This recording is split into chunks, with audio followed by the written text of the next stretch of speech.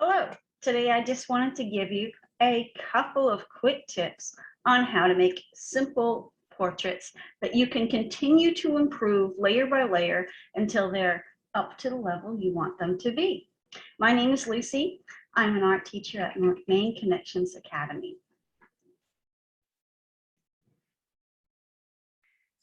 So I want to say lots of people who think that their work is terrible, they're actually not as bad as they think, but it takes a lot of practice to get from where you're at to where you want to be. And sometimes, as in this example, it's just a matter of how much time you spend working on it. This is like a 1 minute picture, and this is like a 5-10 minute picture. It takes time to put in the work to make something more and more realistic. But does it have to be realistic to make it the point across? Sometimes a gesture drawing can get to have so much impact. These simple magic marker drawings just had some color added in them, and they improved quite a bit. This is magic marker only.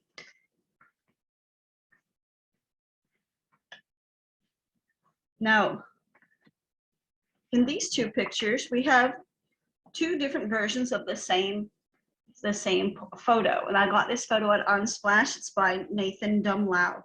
And the original photo has these three children laughing and playing together. And you can see this one I've added more outlining with a permanent marker, a thin fine line marker. And this one I just used the colors to separate things. So your style is going to make a difference in what kind of art you get. This was done from a tutorial with art professor Clara Liu, and these were done with magic markers, and I just blended the color after I drew the simple outlines. So let's talk a little bit about when we want to draw someone, where do we start? Most people do start with something simple like a circle. Back to here. All right, so I've got these circles, and I've got them looking in different directions. I'm looking at the top of the head. This one's upside down. This one's looking up. This one's looking down. This one's, and when I want to have a character looking in a certain direction, what I do, if I'm just starting with a simple circle, is I just say, okay, I want him looking this way, so that's where I'm going to point this nose. I'm going to point the nose in the direction they're looking, and then I put an eye on each side of the nose and the mouth under it, and it can be just a simple line mouth. And that gets me to another thing.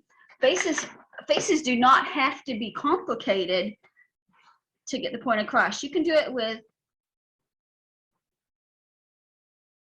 5 lines. Or you can do it with 3 dots. Faces can be, well, we'll do 5 dots. Faces can be quite simple, and our mind will still understand that they are faces. So if you give them a neck and some shoulders, and there you go, you have some people. All right, I think I want to give this guy a little nose too. All right, so they can also be different shapes.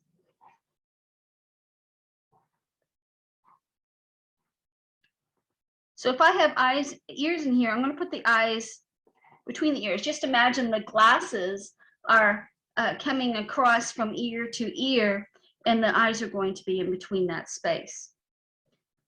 And the nose is below that, mouth is below that, and there you are. This guy has a very thin neck, maybe a very long neck, and shoulders. So it can be a simple process to make a person. And then, of course, you add hair. She has long hair. This person, I don't know if this is a guy or a girl, but this person has long, wavy hair. I can add more detail to the eyes. So the next step I might want to look at is, blue's not a realistic color for me. Maybe I'm thinking more orange. Maybe I'm thinking I want more the shape of a real head, like with a forehead and sides of the face and the jaw and the chin.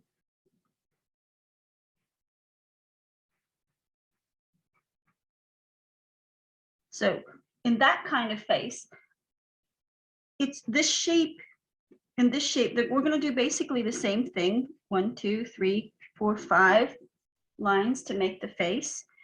1, 2, 3, 4, 5.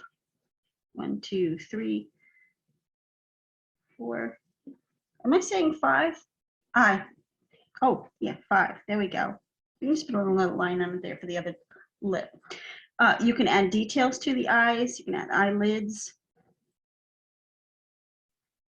You could change the shape of the nose. Instead of just a line, you could do the curve and then the nostrils. Instead of just a line for the mouth, you could do some lips. For the eyes, you could curve the eyes.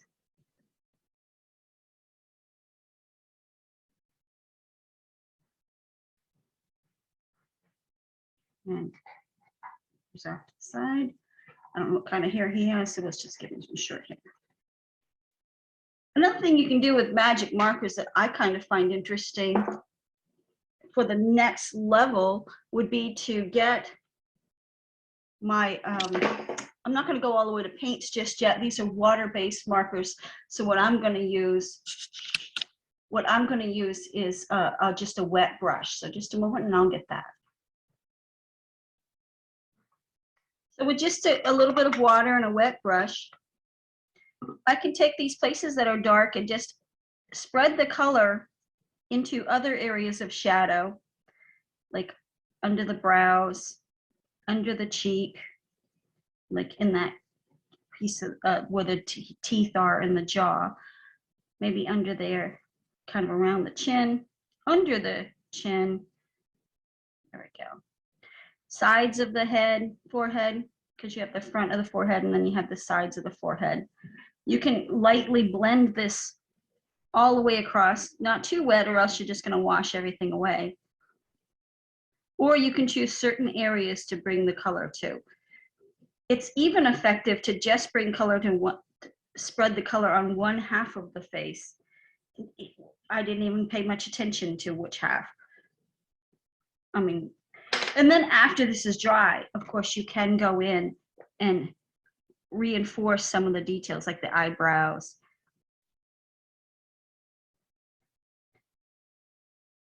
Because I didn't draw any eyebrows on anybody.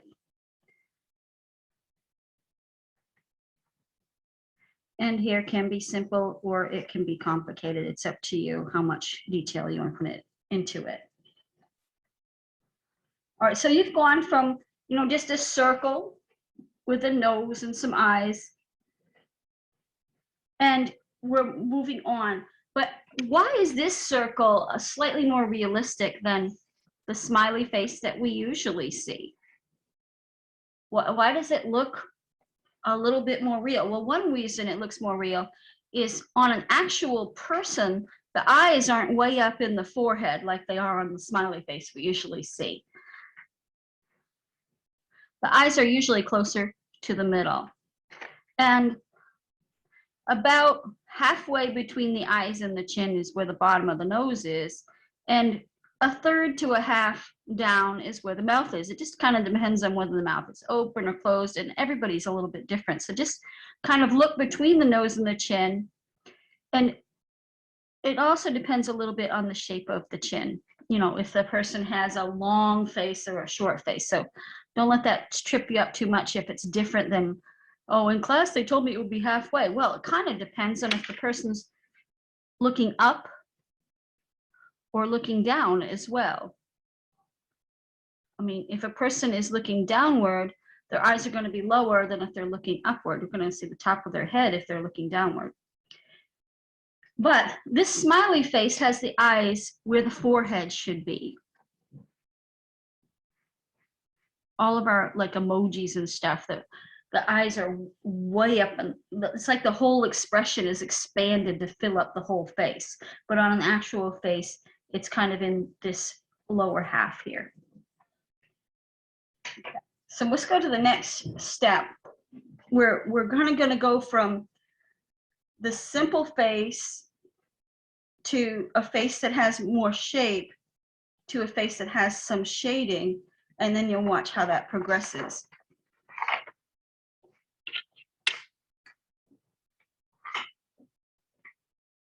So even if I don't bother too much about the shape of the face, just give the chin just an oval shape, and I don't bother too much about the hair, just kind of just finish that oval. About halfway, I'm going to have these ears. And between the ears, if I just put an eye there, skip a space, and then put an eye there, this is going to give me pretty good relationship on the face. And then I'm going to put the eyebrows in right away so I don't forget them. Often on the eyes, people want to draw the entire colored part of the eye, the entire circle, but some of it is underneath the eyelid. So just draw it a little bit higher and like a U shape instead of a complete circle. You can put the center of the eye, almost the whole thing there. And if I want a little highlight on it, I just won't color the whole thing. Now, I want the center of this eye to be black. Grab a color, well, that's blue.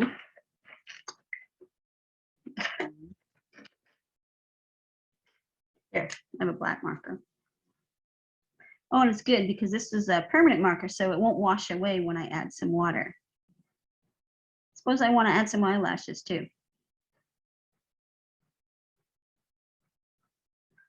We might see a few eyelashes over here thinly, but towards the side of the eye, when it's curving away like this, we're going to see them kind of piled up on each other. That's why on the edges of the eye, we're seeing them a little bit from the side piled up so that it looks darker and thicker over here. You can kind of see the side of the eyelashes, and they look a little darker and thicker as it's curving if you're looking at it several layers at once. So over here, between the eyes, let's go down and put the center of the nose. Remember, it's at the bottom of the ears. We got the top third, the middle third, and the bottom third. This is where the nose goes, right here on the middle third. And then I'm going to put parentheses around it. So I've got the part that curves down, and the nostrils, and then the sides of the nostrils. There's a couple of little, there's a groove right there, and you can sometimes see the edges of that groove. I'm going to take this eye out, this lip out to about the middle of the eye. Now, if I was copying an actual person, I would pay more attention to how wide, how thick, whether the nose was in the middle or was off to the side. I'd pay more attention to that, but I'm just making this up on this one. So now let's look out where underneath the jaw there might be some shading. And the chin here, you might see some shading, sides of the head. And underneath the hair, if the hair is going over the forehead, you might see shading under the hair too, if the light's coming from above and it's hitting the hair. So what kind of hair does this person have? Well, we just said it was kind of sticking out a little. So I don't have a problem with messy hair. Mine looks messy a lot. Just today's hair. It just decided to go crazy because of the humidity. When you're looking at the neck, you're going to have to think from the angle you're looking at. Are the shoulders more showing here, or do you see a little bit of the neck? You pay attention to where the neck intersects with the chin and where the shoulders intersect. Like the neck might be coming down a little bit, but we're not really noticing it because the shoulders are there. And we're going to give this person a shirt. Any shirt will do. How about this blue striped shirt? So what you're looking for is simple shapes. We've got an oval here. We got some long, stretched out kind of C curves for the ears. The nose is a curve down and then a couple of curves up and some parentheses curves. The mouth is kind of the line of the mouth with the lips added. All right, so now I'm going to just take that same effect we had before, and I'm going to take this shading from the cheek down into the jaw area. I'm kind of going around the mouth a little because there are some muscles in there that make our mouth move. So I'm not going to go all the way in there. I'm going to kind of just make a parentheses around the mouth. In older people, that even forms a wrinkle because it's often moved there their whole life. And then the eye is round underneath the skin. So I'm just going to kind of come around like that. And then up the forehead and under the hair here. All right. And we've got some shadow here right on the fold of the lid that's just right over the eye. Curve that a little bit. You'll have to study your person to see just how close this little crease is to the eye. All right, and then when you look at the bottom, sometimes you can see it's a little bit thicker there because you can sometimes see the edge of the skin.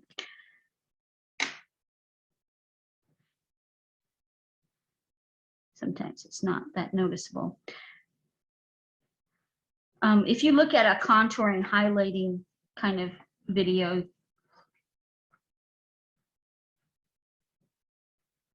you can get some idea where to put these shades too. Just look at the picture that you have for shadows and go light with it. You don't have to go really harsh with these shadows. Whoops, I've got some blue in there. Might have to let that dry a little before I blend it too much. All right, so now I'm going to make the shirt blue